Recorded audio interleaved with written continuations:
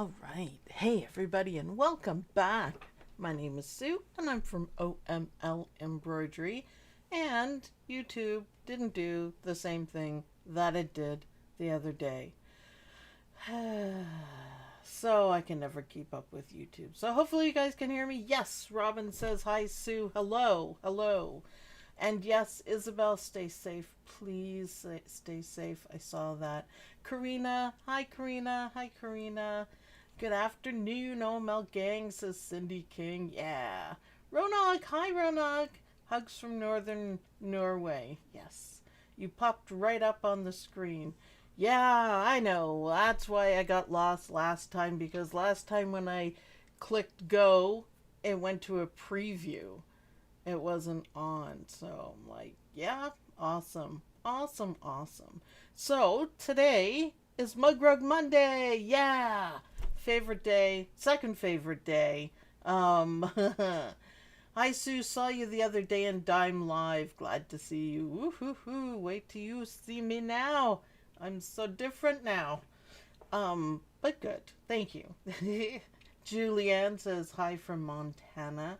So Mug Rug Monday, we're going to do something a little bit different today because I want to talk about the backing of the mug rugs, because there's three ways we can finish a mug rug.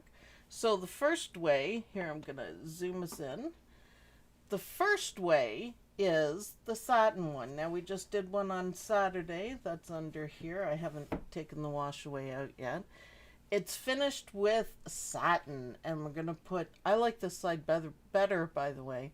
So we're going to put fabric on the back, change our bobbin, and we are going to, we can stitch it so it looks good on both sides. There's nothing you can do to change that. That's the way these ones are made. It's nice when you use the same color bobbin because this is the back and it still looks good. So that's one way. Number one way. That's fun. That's easy. For sure. Aaron says, hi from Ontario, casting you to the TV. All right. All right. Mug Rug Monday. Yes, welcome, Jenny. For sure. So the second way that I do a lot is, because I usually don't have enough fabric, is putting the back piece on top while it's still in the hoop, on top of it face down, and then you can see there's no stitches here, so we have an opening, so it stitches all the way around. Then we take it off the machine and we trim it, and I leave a tab, and then we turn it. So I'm just going to show you guys this. It's awesome. So, and I use the pinking shears. This is one we've done already, but it just has, I like it, and it was nice to be able to use. So then all you have to do is fold it in like this, and then you can sew it, sew it with a little whip stitch. You can fuse it. You can use some double-sided tape, whatever you want to do. Top stitch it. I think that looks really good if you can make the stitches nice. And then you're done. But there's one more way that we can do it, and it's called an envelope. And what it is two pieces of fabric, and this is why I say I don't always have it. So this is my mug rug. Isn't it cute? That'll be coming to you guys tomorrow. I was test stitching and I thought I'll just carry on.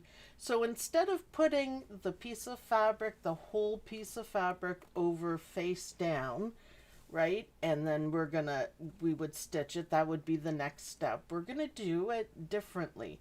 So an envelope one is like this. You guys have seen them everywhere, and what you want, it's like a pillow. It's like a pillow. See how that crosses over? So you really don't have to measure. You don't have to be too precise. The way I do it is basically, you know, almost the hoop. It has to be bigger than the 5x7 because we got to fold it in half. See, this is 8.5. So we have to fold it in half, and we don't want them like this, like just butted up. We want them overlapping, definitely overlapping. But you still have to sew it down. So if you use the last step, we're going to have a problem. We're going to have an opening, and we don't need to turn it that way. So all you have to do for this is take extra fabric. Now this kind of goes with it, but not really. But it's okay if you have the same fabric. It looks fantastic. And yes, I like the envelope style too. It's finished. When it's done, and it's really good. So fold it in half, iron it. When you put it down, there's, you guys can see there's my edge. We want it to go a little over because we always need that, maybe not even that much. We always need the seam allowance. Now on this side, I played a little bit of applique chicken, and I won, but I don't have any seam allowance. So this whole thing might fall apart. So don't do what I do. So same piece. Now look, I didn't even do, this piece was a scrap. I didn't even do it very carefully. Same size, and you know, you want it wider. So let me see how wide this is. 6-inch wider. So we want to have 1/2 inch on each side and a little bit over. So I just look like this. Look, you can see it right there. Move it up. You can see it right there. There we go. And the important thing is that it's all covered and you have this overlap. So what is that? 1/2 inch, maybe an inch. You don't have to overlap it like that, but 1/2 inch, I would say an inch to be safe. And you can do this on any mug rug, even if it's not set up for it. This is what we're doing this for. So Barbara, hi Barbara, and Margie and Louise, and Julie says, I like the envelope style. Yeah, Judy Quilt says I usually do an inch, 1/2 inch overlap. Either or, I think I have about 1/2 inch here. So when you're cutting out your full piece, you know, make it a couple inches longer and an inch on each side wider, and it's going to work. So you can tape this down, but what are we going to do about this space? We're not going to be able to do it. Well, it's actually really easy. You go back, rewind on it to the first step. If you remember, the first step is placement, and placement for the batting. So that's going to give us the square that we want. Stitch it, and we're done. So it's easy to do. Again, you can do it on any mug rug. Any mug rug that's set up like this. If you want to do the envelope, do the envelope. It's easy. So any questions so far? Any questions? Because this is a really cool trick, because I'm not changing anything. I'm just going back. And it's pretty cool. Okay, you get a very nice finished back. Yes, I like it too, for sure. Let's go to Captain Jack, my Luminaire 2/3, who's been awesome. I just changed the bobbin police, so no big deal there. Now, the only thing I am going to make sure of is that these don't get caught. Now, you can put some tape if you want. McDreamy was really bad for that. He really didn't like stuff up like this. So I'll just put a little tape, and this is just masking tape, by the way. It's super easy to use, and if you stitch through it, doesn't matter. It comes off quite nicely. So there we go. And then if you want, double check everything to make sure we're covered. Now I am at the last step, so I am gonna go to my stitch advance, and I'm gonna go down, which will take me, see, it centers. It's taking me to the very first step, which is placement, which is the square that I need. So all we have to do is stitch that square. It's easy. You can go all the way back if you want by color, but because I'm on the very last one, I just find it easier. Now I am going to stitch through the tape a little bit. That's okay. I want to be careful right here. Be very careful with your fingers. There we go. Just making sure it doesn't get caught. And look at that. How easy is that? That's all it took. Not changing the design. It's easy to do. So now we can finish our mug rug. Let's go back to the desk. See, isn't this a good trick? We can pop it out and put my hoop right on Captain Jack and pick the tape off because you don't want to leave it. And I'm going to do a quick trim with my pinking shears, and I'm going to hope it stays together. It might not, and that'll be my fault. But, you know, that's what I get for playing chicken. You know, you guys have seen me do it before, and the whole thing falls apart. So the thing that we need to do is make sure you leave a seam allowance. Like here, I have some. On the other side, not so much. Since you have a badge, the Bobbin Police have been unemployed. I'm sorry, I'll give you Bobbin Police welfare. And then that'll help, right? I still will forget. I have done a couple times. But I do my best. Maximum effort, you know. Alright, so I'm just doing a little trim here. I usually run it twice so it holds good. Yeah, if you want to, you certainly can.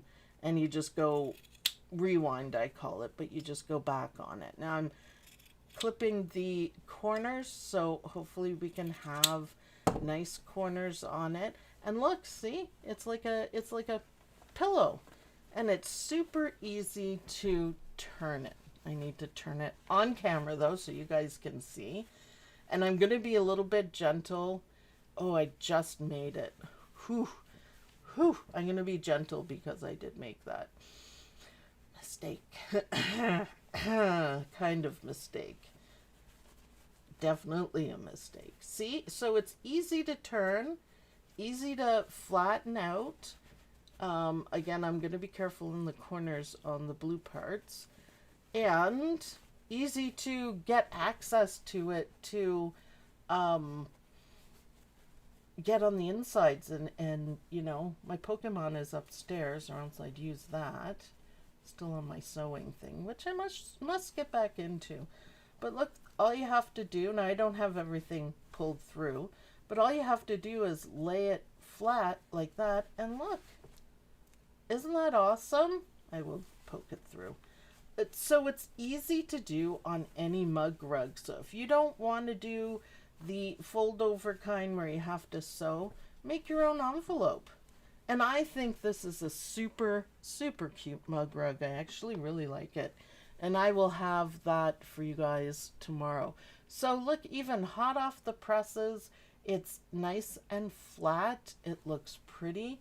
And the back looks really good. Also, it gives you some extra absorbency too. And you don't have to wash anything out because you will be using cutaway stabilizer. So it makes it a whole lot easier to do. And when you're done, you just do what I did and you're done. It's simple. So nothing to wash out, nothing to sew together. You can iron it if you want, but you don't have to. And it's really cute. So that's, if you guys want to do an envelope, that's how you do it. And it's not hard. Fold your envelope parts. Make sure they overlap. You can see why we want them to overlap, because it gives it a better look. And go back and stitch the first step of the design and cut it out, and you're done. Quick turn, quick everything. So I just thought I'd pass this on so you can always make the embroidery designs your own. And a lot of people really like this envelope part. And it's easy to do. Anyone.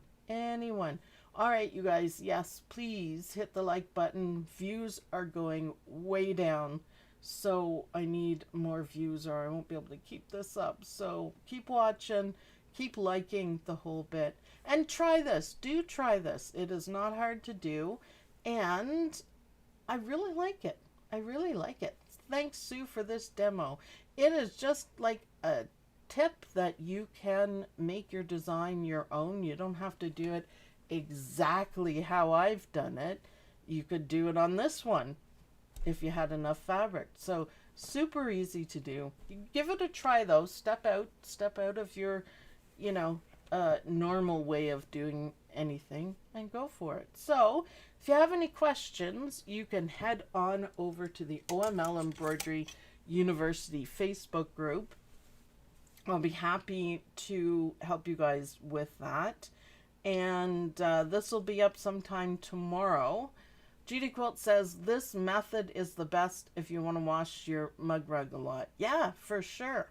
For sure. Jenny says, great idea, Sue. Love it. Hey, I'm always up for tips and tricks, and anything to make your mug rugs better is awesome, I think. Perfect for me.